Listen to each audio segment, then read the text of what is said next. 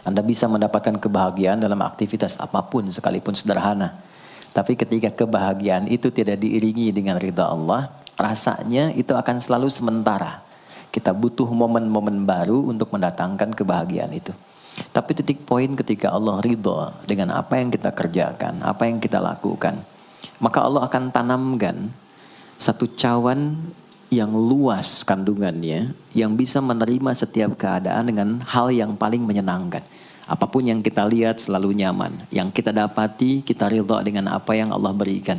Keadaan itulah yang oleh Nabi itu diungkapkan dengan komen yang sangat simpel tapi dalam isinya. Kata Nabi, ajaban diambil mukmin. Orang beriman itu kalau benar imannya, maka kehidupan itu mengagumkan. Bila dia mendapatkan kesuksesan, dia iringi dengan kesyukuran. Sehingga sifatnya tetap proporsional. Dia sukses tapi ada keseimbangan dengan syukur. Sehingga tidak berlebihan menyalurkan kesuksesannya itu. Dan dengan sifat berlebihan itu hanya memberikan beban pada dirinya. Saya pernah sampaikan kan, di kesuksesan itu identik dengan gaya hidup. Rumus gaya di fisika itu kan selalu F1 banding lurus dengan F2. Apa yang didapat itu yang keluar. Tapi orang tidak boleh lupa bahwa F itu selalu berbanding lurus dengan P. Gaya berbanding lurus dengan tekanan, hukum Pascalnya. Semakin banyak gaya, semakin tertekan hidupnya. Itu bandingan nilai kehidupannya. Nah, jadi gaya itu diperkenankan. Karena itu bagian dari energi. W sama dengan F dikalikan S. Hukum energi kan begitu. Jadi hidup nggak mungkin kalau nggak ada energi. Tapi energi yang terbaik itu akan dihasilkan membawa kesuksesan kebahagiaan ketika ridha Allah tertanam. Saat dia sukses, dia bersyukur sehingga proporsional.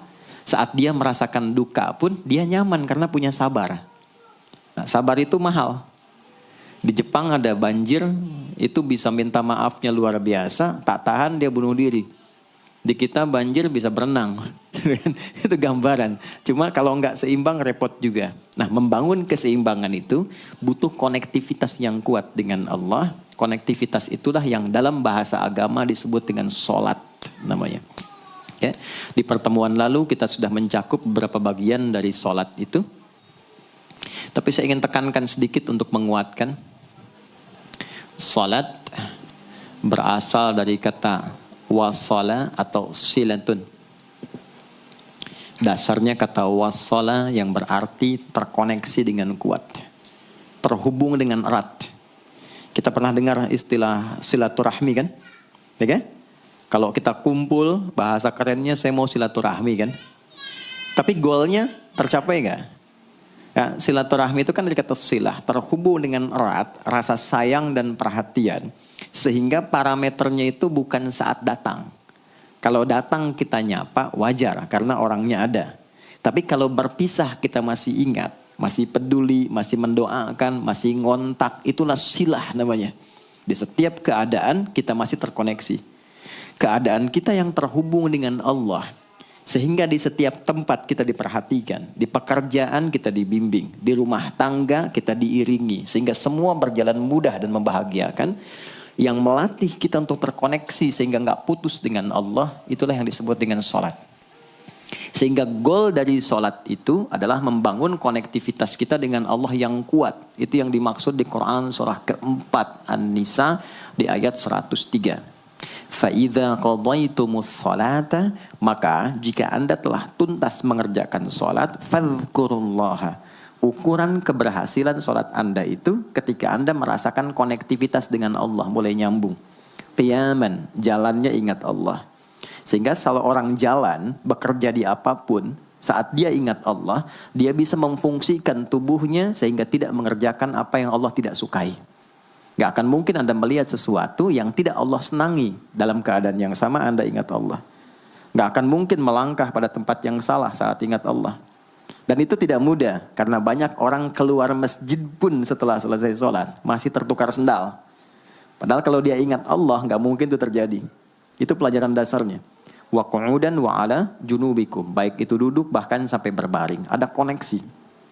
Nah jadi, singkatnya, sholat itu semua gerakannya, semua bacaannya, Dari mulai kita bertakbir sampai kita salam, bacaan yang mengiringi, itu bukan sekedar gerakan hampa makna, formalitas kita bergerak dan berakhir, bukan sekedar membaca bacaan yang tidak ada isinya, tapi semua bimbingan bagaimana kita diajarkan langsung oleh Rasulullah bisa mengoneksikan lewat gerakan dan bacaan itu tersambung kepada Allah, sehingga feedbacknya semua apa yang kita bacakan dijawab oleh Allah.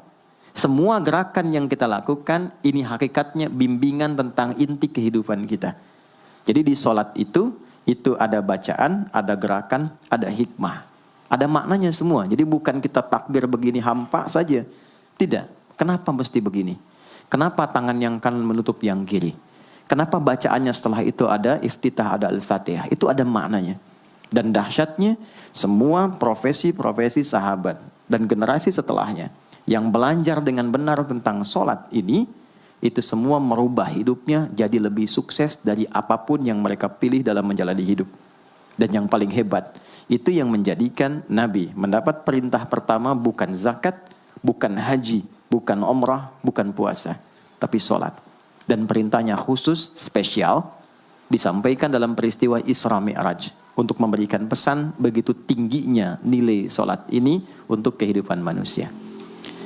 Mohon izin maaf bagi teman-teman yang baru bergabung, supaya tidak banyak mengulang, teman-teman bisa cek kembali di pelajaran sebelumnya. Kita kemarin telah selesai di pembahasan iftitah dengan tangan kanan meletakkan di punggung yang kiri, lalu kemudian diletakkan di atas dada seperti ini. Kesimpulannya adalah, saya cepat saja, dari mulai kita bertakbir, kalau ingin terkoneksi dengan Allah, maka fokuskan diri kita untuk tersambung. Buang urusan dunia semua ke belakang. Jangan bawa dalam sholat. Kalau ingin kita tersambung dengan Allah, tepikan yang lain, hadapkan diri kita, pasrahkan. Hanya Allah yang tinggi, yang agung, yang istimewa. Kalimat agung, tinggi, istimewa, itu disebut dengan akbar. Maka kita ucapkan Allahu Akbar. Kita buang semua urusan dunia ke belakang, pasrahkan diri kita, hadirkan sekarang hanya Allah yang agung saja. Itu poinnya. Kenapa problemnya tidak sedikit orang sholat itu sulit menemukan kekhusyuan? Karena dia bertakbir masih membawa dunia. Dia tidak sholat dengan memahami gerakan takbirnya. Dia jadikan sebagai formalitas. Apakah benar? Secara fikih benar. Gugur kewajiban, dapat pahala sesuai keikhlasan, tapi value dari sholat yang mahal itu nggak dapat. Itu poinnya. Buang semua urusan dunia, kemudian tambatkan diri kita hanya kepada Allah. Dan uniknya kata Nabi, di fase itulah setan mulai bertugas yang mengganggu kita, supaya kita tidak fokus untuk memahami dan melakukan apa yang kita baca dan kita gerakan. Ada setan khusus menggoda orang sholat, namanya khanzab. Nanti ada 9 jenis setan yang detil tugasnya itu berada di sekitaran kita. Mungkin satu kali Mas Baim kita belajar tentang fikih setan. Belum pernah ada kan ya? Anda kalau ke sini cuma tahu jalan yang lurus, nggak tahu macetnya, nggak tahu lubangnya, sulit menghindarinya. Kebanyakan orang belajar tentang malaikat, tapi nggak belajar setannya, sehingga nggak tahu setan apa yang sedang memprovokasi dirinya. Di Quran, malaikat disebutkan 88 kali, setan disebutkan 88 kali. Kalau kita cuma dengar motivasinya, nggak tahu provokasinya, kita nggak tahu bagaimana cara menghindari yang ini. Itu poinnya. Khanzab itu dia menggoda orang sholat, dimulai dari takbir. Jadi kalau belum takbir, Anda bisa merasa fokus apa saja. Nggak percaya silakan. Sebelum takbir tuh bisa siap fokus. Tapi begitu Anda mulai bertakbir, di hadis riwayat Abu Daud, Allahu Akbar, fayaqulu syaitanu. Maka di sini setan mulai tugasnya untuk mengganggu orang supaya nggak dapat nilai-nilai tadi. Maka dia berkata, udhkur kadza. Kamu ingat ini ya, kamu ingat itu ya. Betapa Anda memulai dengan membuang semua urusan dunia. Tapi kalau sudah takbir, itu setan yang install. Masuk sendiri dia. Makanya kalau nggak percaya silakan nanti zuhur tuh ya. Begitu Anda takbir, itu masuk semua. Ingat ini, ingat itu, mobil parkir di mana. Sampai ceramah saya sekarang pun itu akan masuk. Ingat ya, ada setan yang goda. Nah itu setan itu. Itu setan sendiri. Membuat kita itu begitu lupa. Sampai lihat ujung hadisnya. Hatta la yash'ural musalli kam raka'atan yusalli. Sampai nanti akan ditemukan orang sholat. Dia tidak sadar berapa rakaat sedang menunaikan sholatnya. Nah itu kalau Nabi sampaikan pasti terjadi. Poin. Untuk kita bisa mengatasi itu, poinnya apa? Quran surah ke-29 dulu, ayat 45. Quran surah 29, Al-Ankabut, ayat 45. Di Islam tuh uniknya begini, istimewanya. Enggak ada satupun ibadah yang hasil kreasi manusia. Semua terukur. Ini dalilnya, alasannya, landasan kita ibadah itu dari Tuhannya ini. Penjelasan contohnya ini dari Nabi. Pakemnya begini, kodifikasi ilmunya seperti ini. Sehingga terjaga sampai kapanpun. Dan tidak ada satupun yang kita kerjakan dalam ibadah, kecuali semua punya landasan yang kuat. Dan hebatnya diterangkan. Ini caranya, ini bacaannya, ini maksudnya seperti ini hikmahnya. Kenapa Anda begini? Kenapa begitu? Hasilnya apa? Ketika seseorang sedang memulai sholatnya, dari awal dia pengen fokus, tapi ketika dia mulai bertakbir, muncul godaan, maka sebelum sholat ditunaikan, Allah sudah ingatkan, Utlu ma uhya ilaika minal kitab. Utlu itu dari kata tilawah, artinya baca, pahami, amalkan apa yang telah dipahami itu. Jadi sejatinya sebelum sholat, kata Allah kalau ingin menikmati sholatnya, ingin tahu value dari sholat dan dihasilkan seperti orang dulu meraihnya, maka jangan kita terfokus untuk formalitas saja. Yang penting benar bacaan, takbir sampai salam terjaga. Betul, sekali lagi, itu menggugurkan kewajiban, formulasinya selesai, secara fikih tuntas, tapi hikmah sholat yang tadi itu kita nggak dapat. Maka yang terjadi apa? Baca dulu, tilawah, utlu, baca, pelajari dulu, sebelum sholat. Kemudian pahami, kenapa takbirnya begini? Kita kemarin sudah belajar. Kenapa tangan kanan menutup yang kiri? Apa maksudnya sampai kita diperintahkan sholat? Bagaimana kemudian saat kita baca Al-Fatihah? Kenapa yang dibaca itu? Apa yang jadi bimbingan dari Al-Fatihah untuk kehidupan kita? Kalau sholatnya seperti itu akan merubah hidup kita. Itu langsung Allah sampaikan demikian. Lalu kerjakan, wa aqimis shalah, tunaikan sholat seperti aku tadi isyaratkan, kata Allah. Inna sholata tanha 'anil fahsya wal munkar. Maka jika engkau menunaikannya seperti itu, sholat akan merubah hidupmu. Itu kata Allah tuh. Minimal mendorong kita berbuat jadi lebih baik. Jadi bukan sekedar menjadikan kita pribadi baik, tapi semua yang kita kerjakan menjadi lebih baik. Itu sholat. Itu yang bisa merubah seorang Jundub bin Junadah yang dikenal dengan Abu Dzar Al-Ghifari. Ini teman-teman, kenapa Ghifar itu viral? Ghifar itu adalah desa pembegal. Jadi semua sekampung begal semua. Sekampung. Pimpinannya namanya Jundub bin Junadah. Jundub bin Junadah. Singkatnya masuk Islam. Saat masuk Islam, secara singkat saja, Nabi arahkan, diajarin sholat. Betapa sholat merubah hidup beliau, jadi lebih baik. Kembali ke kampungnya, mengajarkan, singkatnya apa? Madinah heboh dengan kedatangan tapak kaki, yang ternyata itu orang-orang Ghifar. Sekampung kurang lebih masuk Islam, dan berubah jadi orang baik semua. Merubah hidup mereka. Jundub orang sukses, setelah itu jadi ustadz. Ini mungkin yang menginspirasi judul preman jadi ustadz. Ini tadinya pembegal. Pembegal semua. Sekampung sukses, jadi orang baik, aktivitasnya berubah, lebih berkualitas. Untuk memberikan inspirasi ke generasi masa depan. Bahwa kami dulu pernah begini, dengan sholat kami berubah, kesuksesan kami raih, maka diviralkanlah nama daerahnya. Tambahkan al di depannya, ujungnya tutup dengan i. Maka dilekatkan nama bekennya, kunyah, namanya Abu Dzar. Abu Dzar Al-Ghifari.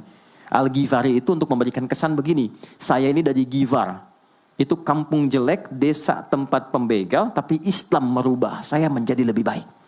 Sholat mengarahkan saya punya kualitas hidup yang lebih baik. Itu poinnya. Sejak peristiwa itu, orang-orang Islam dari manapun yang bukan Arab, itu selalu melekatkan nama daerahnya untuk mengenalkan. Islam pun sudah sampai ke tempat saya. Buktinya, saya menjadi baik.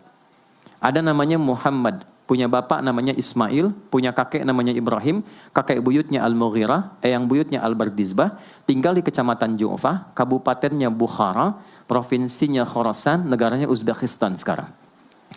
Maka karena dari Bukhara, dia kenalkan diri, datang ke daerah Arab, saya dari Bukhara. Rumus yang sama, tambahkan al di depannya, ujungnya i.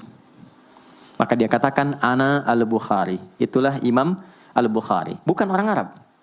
Kita punya guru besar Syekh Nawawi dari Banten. Ana Nawawi Al-Bantani. Ana Ahmad Yasin Al-Padangi. Tapi kesan kota itu untuk menunjukkan Islam telah sampai ke tempat saya dan merubah saya menjadi lebih baik. Kang Baim datang ke Mekah, umrah, katakan saya Baim Bong al tanah kusiri. Maka kesan yang dibangun itu telah sampai ke tempat saya, merubah saya lebih baik. Saya Arman al Pondok Indahi misalnya kan, tidak masalah. Itu sah. Dan orang mengenal, oh rupanya Islam telah ke setiap wilayah. Tapi value-nya sampai enggak. Jangan cuma kita katakan saya dari fulan, saya dari tempat A. Poinnya adalah apa yang merubah engkau dari Islam menjadikan engkau lebih baik. Jadi kalau ada orang Islam mengaku Muslim, lisannya tidak lebih baik. Maaf sekali, telinganya mendengar tidak yang baik, perilakunya kurang baik, maka dipertanyakan klaim keislamannya. Sudah sejauh mana saya mendapatkan keberkahan dari Islam itu? Itu yang menjadikan kenapa sholat paling pokok dipaksa kita wajib. Bukan karena sujud rukuknya. Anda tidak sujud pun tidak akan menurunkan status Allah sebagai Tuhan. Tetap Tuhan. Tapi ternyata ada value besar yang dengan kasih Allah diminta kita sholat supaya kita minimal jadi orang baik. Dan sukses dalam hidup.